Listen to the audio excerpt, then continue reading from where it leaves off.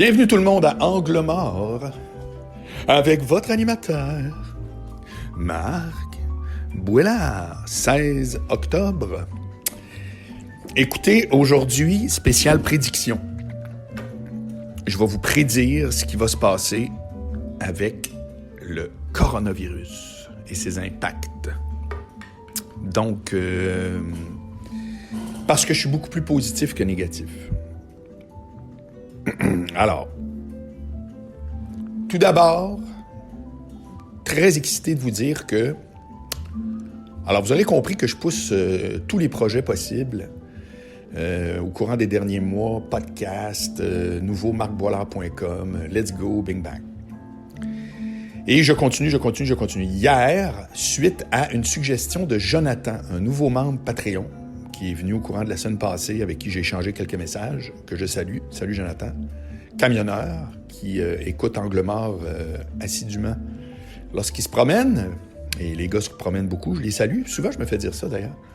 Je pense qu'il y a beaucoup de camionneurs au Québec qui sont friands de podcasts. Alors, pas juste moi, mais de d'autres. Ça, c'est bien cool. Et puis, il me demande, il dit, est-ce que tes livres... Et là, c'est pas la première fois que j'ai cette demande-là. Est-ce que tes livres sont en audio? Moi, j'ai 4 livres. Hein? Le Code Boilard du vrai gars, Moi, si j'étais une fille. L'important, c'est ce que les autres pensent, soyez compris. Et à part le premier, j'ai jamais été un gros vendeur de livres, surtout les 2 derniers, parce que là, c'est comme, tu sais, c'est de la com, c'est des trucs, c'est pas du bonbon comme le Code Boilard, let's go, 50 articles, bing bang, on parle goffé, let's go, on trip. Beaucoup de monde qui ont lu le Code Boilard m'ont dit, je suis pas un lecteur de livres. Il y en a pour qui c'est le seul livre qu'ils ont lu, tu sais. Ça fait que, bref. Puis moi, je vais en écrire d'autres, puis j'ai toujours eu, puis là, maintenant, on peut s'auto-éditer, hein, je sais pas si vous savez, sur Amazon, là, tu t'envoies ton PDF, tu t'ouvres un compte, j'ai déjà tout fait. Et puis, quand vous commandez sur Amazon le livre, mettons qu'il est vendu 15$, ben moi, au lieu qu'il me reste 10% comme avec un éditeur normal, il en reste autour de 50%, puis vous recevez un vrai livre. Il imprime à l'unité, c'est hallucinant. Ça fait que donc ça, j'ai encore comme... Ben, évidemment, j'étais avec les Éditions de l'Homme, les 2 derniers. C'est bien sûr que si les Éditions de l'Homme veulent m'éditer, mais c'est ma priorité, là, on se comprend. Mais ça empêche... Ce que je veux dire, c'est que ça n'empêche plus de faire des livres. Tu sais, t'es fait. Puis là, mais j'ai des très bons sujets, ce temps-là. Là, évidemment, c'est le temps pour le faire, il faut que tu te consacres à ça. Blablabla. Mais on me demande jamais, vas-tu faire d'autres livres? On me demande, sur LinkedIn récemment, il y a une fille, Émilie, qui m'a dit « Hey, j'ai acheté ton livre, je le lis, je te donne mes commentaires. » Parfait. Mais on m'a demandé des audiobooks. Puis je fais... Dans le fond, c'est normal. Le monde aime bien le format audio, manifestement, parce que même mes podcasts vidéo, il y en a qui me demandent s'ils sont audio, ils le sont toujours. Parce qu'il y a du monde qui ne peut pas aller sur YouTube. YouTube, quand tu n'es pas premium, ça coupe si tu fermes l'app. Tu sais? Alors, hier, j'ai ouvert un compte dans Audible, qui est une filiale de Amazon, et j'annonce en grande pompe que mes 4 livres seront en audiobook, en vente à 9,95 $, à moins que vous soyez membre de mon Patreon. Et voilà. Donc, c'est vraiment le fun, parce que je vois qu'il y a une demande beaucoup plus forte pour du audio que d'acheter un PDF pour lire sur une tablette ou autre. C'est très au goût du jour. Ça fait que je commence en fin de semaine. En fin de semaine, je ne sais pas lequel des 4, mais je vais enregistrer. Et puis, je pense honnêtement là, que dès lundi, ça va être en ligne. Parce qu'il annonce tellement une fin de semaine plate, archi-plate, malgré peut-être que la température a changé, je ne vais pas regarder. S'il fait soleil, c'est sûr que je vais dehors en vélo. Je suis allé hier, d'ailleurs, en fin de journée. Puis, mais sinon, je pourrais carrément samedi, dimanche, là, taper les 4, là. Dang.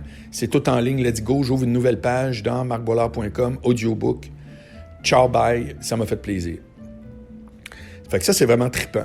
Donc, je voulais juste vous mettre au parfum si ça vous intéresse de lire ce que j'ai écrit et si ça vous intéresse après ça de réagir sur quel genre d'autres trucs que je pourrais mettre de l'avant, etc. Mais ça va vraiment bonifier l'offre parce que mes livres sont accessibles. Tu peux les acheter. J'ai mis un lien sur Amazon ou bien sur les Éditions de l'Homme, peu importe.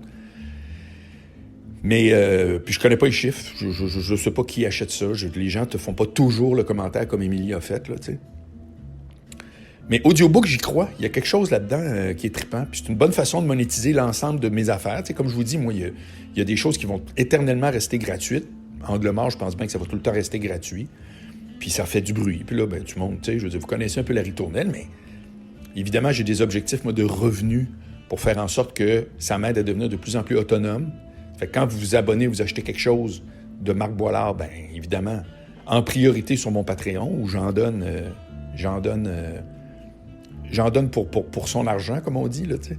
Fait que d'ailleurs, quand j'ai annoncé à mes membres Patreon qu'eux autres, ils allaient avoir mes livres gratos, j'ai jamais eu autant de bonnes réactions. Là, ben, pas bonnes en voulant dire qu'habituellement, je me fais dire zéro. si t'es abonné à un club privé, c'est parce que t'aimes ça, mais j'ai jamais eu autant de commentaires sur une nouvelle. Vraiment, là, j'ai vu que là, ça, là, c'est quelque chose que les gens, ils veulent avoir. Fait que ça va être le fun. Tu sais, je lis mon livre, je mets de l'intonation. Je sais pas, c'est mon livre. C'est le gars qui l'a écrit qui lit en audio. C'est vrai que c'est une bonne idée. J'aurais dû faire ça il y a bien longtemps. Le nombre d'affaires qu'on se dit j'aurais dû faire ça il y a longtemps. Calvaire. Tu sais, hier, je vous parlais de condos que j'ai payé au final tellement plus cher. Ben oui, gars, c'est la vie, là. À un moment donné, on avance. Quelles sont mes prédictions concernant la COVID? Alors, d'abord, prédiction numéro 1, que j'avais déjà réfléchi puis que Legault a confirmé, c'est qu'à partir de maintenant, sauf des surprises épouvantables, mais je crois que, anyway, le pire est en arrière et pas en avant, le pire est en arrière. Chez nous, ailleurs, c'est pas nécessairement vrai. Voyez-vous, en France, là, ça pète. Mais ici, je crois que le pire est en arrière. Je sens que c'est déjà contenu. Ça ira pas de l'avant. On peut pas dire ça de bien d'autres places. Au Canada au complet. Ma première prédiction, c'est que chaque fois que quelque chose va ouvrir, ça ne refermera plus. Ça va être une ancienne histoire. Alors, il va peut-être avoir d'autres virus, mais on ne sera pas du tout équipé, pris par surprise, puis tout et son contraire, comme c'est là. Ça, c'est ma première prédiction. Ma deuxième prédiction, le centre-ville de Montréal va renaître, mais différemment. Je pense que la qualité de vie pour un citoyen de Montréal va s'améliorer. C'est-à-dire que le gars en moi qui vient d'acheter un condo, ça se pourrait que ça soit fini pour quelques années, l'espèce de frénésie de 10% d'augmentation par année, que quand tu es propriétaire, tu es content, mais sinon, je veux dire, en tant que résident de Montréal, ça fait juste tout le temps pousser les gens ailleurs. Ça, c'est de 1. Puis la raison, c'est que les tours à bureaux, manifestement, ne reviendront pas à court terme ce que c'était. Parce que le télétravail a fait ses preuves rapidement. Ça marche, le télétravail. Ça fonctionne. Alors, il va y avoir des nouvelles surprises. Des gens vont se rendre compte que ce qu'ils aimaient, finalement, ils n'aiment plus ça. Mais il reste que le centre-ville. Alors là, le monde chiale beaucoup les constructions, etc. Je le sais, moi, c'est à côté de chez nous. Mais moi, je me dis tout le temps, pourquoi vous chialez de quoi?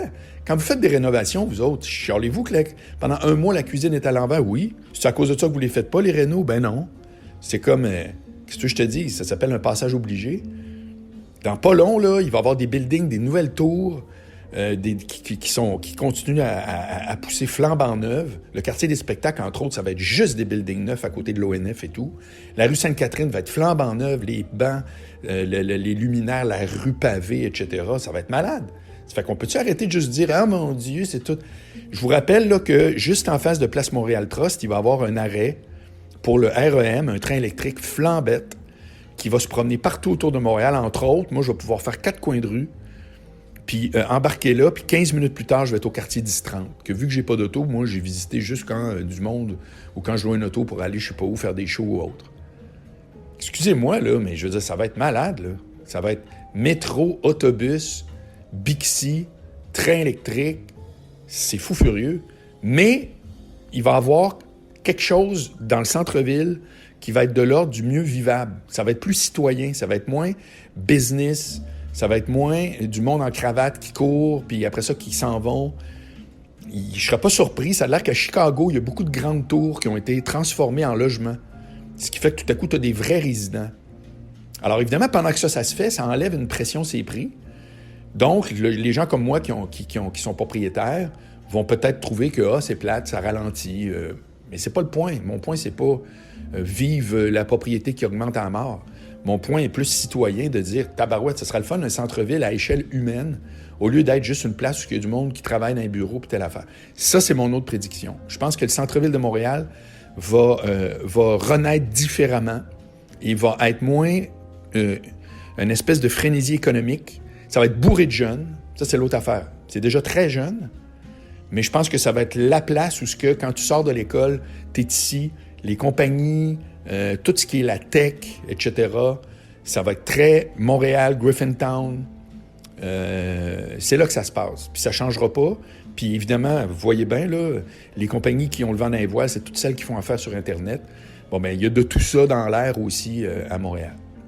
Pour ce qui est de l'extérieur de Montréal, je pense que là, il y a eu encore hier, il y avait un article qui disait que le prix des maisons au Canada a augmenté de 17 % dans la période qui vient de passer, là, de quelques mois.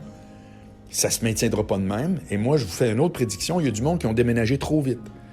Il y a des gens qui ont fait comme « Oh mon Dieu, c'est épouvantable, vite, vite, vite. » Puis là, on a toujours voulu avoir une cour, puis un sol, puis la patente, là, mais je fais juste vous rappeler que si vous aimiez ça, Montréal, bien, il y a une raison pour laquelle vous aimiez ça, Montréal. Si vous aimiez pas Montréal, vous êtes parti, c'est correct. Et si vous aimiez Montréal, le Montréal, le genre plateau, centre-ville, tout ça, mais, je veux dire, c'est pas genre « Ah, aujourd'hui j'aime ça, demain j'aime plus ça. » Ça marche pas de même, là. Fait qu'il y en a qui sont partis, là, je vous annonce trop vite, là, que dans 6 mois, 1 an, ils vont faire « Hey boy, je comprends pourquoi je voulais pas y aller en banlieue. » Puis il y a du monde pour qui, ils sont partis parce que déjà, c'était une décision qu'ils réfléchissaient. Pour ce qui est des autres villes, genre, mettons, comme Québec, etc., je crois qu'il va y avoir un statu quo. Ce que la ville avait comme qualité-défaut, ça va rester pas mal pareil. Parce que là, on parle pas d'un gros centre-ville qui concentre plein de monde, puis là où les tours se vident. Il n'y a pas ça à Québec, là. Tu sais, quand même que le complexe G, il y a moins de monde, who cares, là, tu sais, ça ne changera pas la donne. Il va y avoir un certain statu quo. Fait que, grosso modo, là, je vous dirais ce que j'entrevois, d'abord, c'est qu'en date du 28 octobre, je suis presque sûr que le gouvernement... Puis là, si je me trompe, là, tombez-moi pas dessus, là, on jase, là, tu sais, j'essaie de voir un petit peu de l'avant, là. Ça se peut que ce soit complètement l'inverse de ce que je pense, on se comprend, là. Mais je pense que le 28 octobre, donc dans les jours qui s'en viennent, il va y avoir des annonces comme quoi il y a des trucs qui restent fermés, mais il y a des réouvertures aussi. Et je vous rappelle que les réouvertures vont être permanentes. C'est-à-dire que tout le monde nous disait qu'un virus, il y a toujours 2 vagues, des fois 3. Puis que chaque vague est avec un pic au début, puis finalement revient, puis à un moment donné, ça s'estompe. Parce qu'aussi, en parallèle à ça, il y a des médicaments, il y a des vaccins. Bon, 2021 devrait être l'année où tout rentre dans l'ordre. Je pense pas qu'on va retrouver exactement ce que c'était. Je viens de vous dire qu'entre autres, le centre-ville de Montréal, blablabla. Mais il reste que c'est une question de mois là, avant que ça se remette à rouler, tourner, puis on y a goûté cet été. Cet été, je veux dire, moi, je faisais tout ce que je faisais normalement. J'avais accès à des terrasses, j'avais accès à quelques restos ici et là, bars, j'allais au cinéma, tu sais. C'était plate parce que le monde soit encore. Puis je comprends. Mais il reste qu'il y avait beaucoup de choses qui étaient redynamisées, si on veut. Ça fait que moi, je crois qu'on va avoir une annonce comme quoi il y a des choses qui réouvrent tranquillement. On a un excellent exemple dans l'actualité aujourd'hui. On parle déjà des centres de ski. C'est confirmé, les centres de ski, no way que ça va fermer, mais des masques à l'intérieur, la cafétéria va être fermée, il faut que tu mettes tes bottes dans ton char. Des mesures, oui, non, peut-être. Évidemment, dans les remonts de pente, il va y avoir 2 mètres. Ça fait que là, tu sais, ça va être... Alors, évidemment, ça fait en sorte qu'il y a du monde qui vont dire, bof, ça me gaze un peu d'aller skier. Mais de l'autre côté, on peut être surpris que des gens disent, oh, je ne vais pas le samedi, il y a trop de monde. Hop, là, tout à coup, il va y avoir un équilibre, peut-être. Parce que ça, c'est l'autre affaire aussi, le tourisme. Le tourisme, là, il y a des places dans le monde, c'est rendu insupportable. Là. Les gens à Venise, ils vivaient plus chez eux. Là. C'est les gros paquebots qui arrivaient, ça débarquait à coups de milliers. Le Vieux-Québec, là, moi, j'ai vécu dans le Vieux-Québec l'été passé. Pas l'été là, mais l'autre avant, là, quand j'animais au 93. Puis moi, j'aimais ça, j'étais un gars qui aime les grandes villes. Mais je restais chez Eric. Puis lui, il disait, moi, je ne veux plus rien savoir de rester dans le vieux l'été, c'est l'enfer. Il dit, c'est toutes des one-ways, tu veux aller chez vous, puis là, tu as 3 autobus là, de Chinois, c'est interminable. Fait que là, évidemment, encore là, souvent, les problèmes de centre-ville, c'est tout le temps des problèmes reliés à l'auto. Quand tu y vis, tu n'as pas de char, tu t'en fous. Ça fait que, mais c'est vrai, ça fait que là, le tourisme, ça aussi, va avoir des changements. Quand est-ce que le tourisme va commencer à affluer à nouveau? Quand est-ce que moi, je vais retourner en Floride? J'aimerais ça cet hiver. Je trouverais ça cool d'aller chez ma sœur à Pompano ou d'aller à New York où est-ce qu'elle habite. Je ne sais pas quand est-ce que les frontières vont réouvrir. Moi, je crois que ça va être à quelque part en... D'après moi, les frontières vont réouvrir parce que économiquement, c'est hyper hot. D'après moi, là, je dis février. OK, je joue là, aujourd'hui, là, je me mouille. Là. Moi, je pense février, le 1er ou le 28, là, on va voir, il va y avoir réouverture des frontières. Puis ça pourrait arriver avant aussi. Ça pourrait arriver avant. Là. Bien entendu, on voit bien que ça va rester encore novembre. Mais je pense qu'à l'hiver, on pourrait... peut-être mars. Quand on arrive au printemps canadien, il n'y a pas de printemps comme tel pour la Floride, mais où là, peut-être la fin des grippes, ou je ne sais pas trop, ça peut être quelque chose comme ça. Et aussi, autre prédiction, c'est qu'il y a beaucoup de monde, il y a beaucoup de complotistes ou autres qui ont été à la mode, qui ont été mis de l'avant avec... toute cette mouvance-là va retomber à... on voyait un article là, où ils sont allés en face d'Arruda, là, du monde, pour dire Arruda, puis le citoyen en premier. C'est toutes des mouvances qui vont être comme elles étaient avant la pandémie, c'est-à-dire nulle part. Ça aussi, là, je vous le prédis, là, quand même que vous êtes déchaînés de ça, puis profitez de la période qui est là, parce que là, vous avez un petit peu de glace. Mais dans la vraie vie, tout le monde va retourner sur le banc. Là. C'est fait de même. Là, ça fait que... Donc, il y a une espèce de chaos qui a eu lieu les dernières semaines. Remarquez comment ça s'est en train de se calmer déjà, là. Parce qu'on avait l'impression que là, c'est comme, hey, on va-tu vivre dans un monde avec tout le temps des masques, des anti-masques, là, une espèce de guerre civile d'idées farfelues, là. Ben non. Finalement, c'est ça. Ceux qui remettent en question les institutions, chose qui ont entièrement le droit, moi, ça me dérange zéro, mais je rappelle à tout le monde, ce que j'ai dit souvent à radio avec Bouchard, les institutions sont faites pour éviter que le gouvernement parte en couille. Tous ceux qui sont convaincus que le gouvernement est contre le peuple, blablabla, les institutions sont faites contre ça. Le pouvoir, des élections aux 4 ans, pas des élections aux 20 ans, un parlement qui vote des lois, avec un exécutif, avec un système judiciaire qui les contrôle, nul n'est au-dessus des lois, avec une constitution. Tout ça, là, ça a tout été bâti pour éviter que une frange de la population prenne le pouvoir puis parte en couille avec ça. C'est comme ça, l'Occident. Fait que là, ça vous tente de croire que non, il y a des jeux de coulisses, etc., puis finalement, le gouvernement, par définition, c'est bon. On a eu l'impression qu'il y avait beaucoup de ça dans l'air récemment. Ça va tout retourner, ça va tout migrer vers toutes sortes d'affaires un petit peu anecdotiques, comme c'était avant, puis c'est bien correct de même. Ça fait que mes prédictions, c'est ça. Je suis curieux de savoir les vôtres. Parce que moi, vous voyez que je suis d'une nature positive, mais j'essaie de ne pas être gnangnan non plus. Je pense réellement ce que je vous dis. Je pense principalement que actuellement, on est dans le pire. Pas dans le pire en termes de chiffres, c'est le contraire. C'est encourageant d'ailleurs, mais on est dans le pire en termes de comment on le ramasse personnellement. Parce que au début, confinement, tout, ouais, c'est plate, mais tu fais coudon. Là, hop! Les bars réouvrent, le monde est dans la rue. Moi, je trouve, tu sais, centre rara, les tours à bureau, non, mais tu sais, c'est comme ça bouge, on est dehors. L'été, le soleil.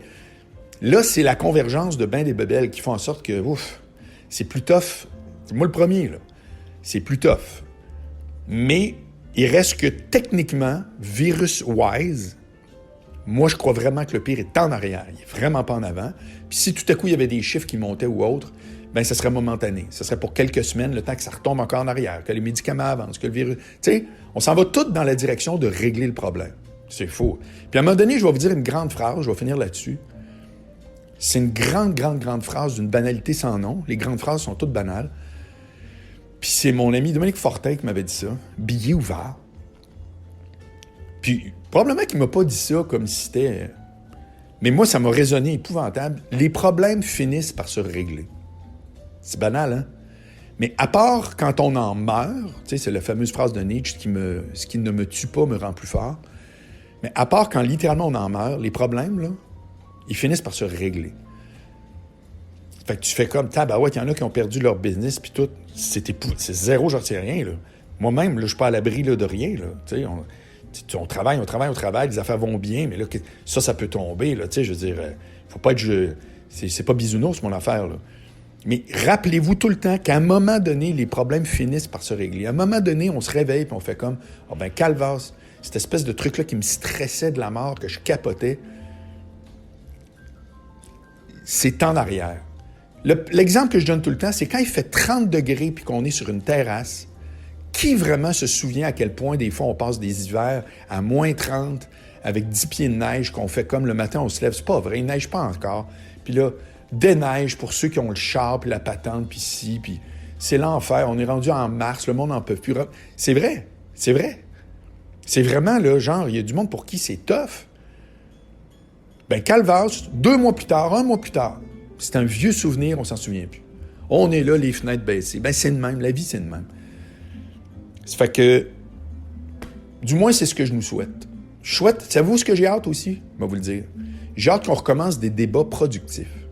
J'ai hâte qu'on reparle de la droite, de la gauche, plus ou moins d'impôts. Tout ce qui fait, qui passe dans le journal, une manif dans la rue, mais qui a du sens. J'ai hâte qu'on revienne à c'était quoi la démocratie, où est-ce qu'on s'engueule, on n'est pas content. Non, je trouve que tu es dans le champ, etc. Mais qu'au final, là, tout ça, ça sert à créer quelque chose. Parce que les institutions permettent ce débat-là, puis font en sorte que c'est comme ça. Puis c'est loin d'être parfait. C'est loin d'être parfait. Il y a beaucoup... Demandez-moi pas mes prédictions sur le climat, vous allez trouver que je suis pas mal moins jojo. Mais j'ai hâte qu'on revienne à ça, comprenez-vous? J'ai hâte qu'on revienne à parler des affaires qui font en sorte que ça, c'est des débats de société où est-ce qu'à quelque part, il y a des prises de position, il y a des gens qui s'expriment, il y a des gens qui débattent, ça se rend, ça devient un projet de loi. Après ça, il y a des élections, il perd ses élections, l'autre arrive, il y a la moitié du monde qui font « Ah non, c'est zéro », l'autre qui font « Yes ». Comprenez-vous? La vie démocratique, la vie en société qui fait en sorte qu'on avance, c'est pas parfait. Des fois, ça fait vraiment pas mon affaire. D'autres fois, je fais comme, ben, coudonc, il me semble que là, on vient de faire un bon pas dans la façon que moi, je pense. J'ai hâte qu'on revienne à cette actualité-là. Pas à des actualités de pandémie. Comprenez-vous qu'on arrête de dire masque ou anti-masque, on n'en porte plus de masque. C'est fini. C'est terminé. J'ai hâte à ça, honnêtement. Ça, j'ai hâte. Ça fait que, voilà, c'est ça que j'avais le goût. C'est un peu état d'âme aujourd'hui. Puis si j'ai tort, ben j'ai tort, regardez. Mais je pense vraiment ce que je vous dis. Je trouve que c'est basé sur une analyse factuelle. J'essaie de me détacher, là. J'essaie de pas être trop, avec des lunettes roses. Il me semble que ce que je viens de vous dire là, ça fait du sens. Puis Legault, hier, a dit ça dans un article, hier ou il y a quelques jours, disait littéralement, quand on va réouvrir, on ne refermera plus. Ça fait qu'on va y aller tranquillos. Puis l'exemple des centres de ski. Parce que les centres de ski, en cours de route aussi, peuvent dire, « Hey, savez-vous quoi? Fini, là, telle affaire, c'est beau, let's go, centre de ski, le partez pogné. » Mais ça existe. On n'est déjà plus dans les fermetures. Et j'ai une pensée pour tous ceux qui ont une business qui va mal ou qui tu sais, si moi je peux vous aider, dites-moi le. Moi, actuellement, ça va bien. Ça pourrait, dans un mois, aller mal. Je veux dire, je suis pas à l'abri, comme tout le monde, hein. Pas parce que vous êtes fonctionnaire que vous êtes au-dessus. Là. À un moment donné, les programmes de 70 millions ici et là, la culture patente, quelqu'un va payer. C'est qui vous dit qu'il n'y aura pas des grosses coupures dans votre fonds de pension, vos jobs? Regardez, tout le monde va être à quelque part mis à contribution là, dans un lendemain, pas si lendemain. Mais au moins, on va rouler. Au moins, ça va être comme, OK, on roule. Mais bref, si vous vivez un rough time, que votre business ou autre, puis telle affaire, admettons que vous pensez que je suis quelqu'un qui peut aider. Ben Calvas, de grâce, n'hésitez pas. Je ne sais pas si je vais pouvoir le faire, mais je vais avoir une oreille attentive, c'est certain. Salut tout le monde. Bon week-end. À lundi pour une version Angle mort vidéo suite à Tout le monde en parle. Ciao.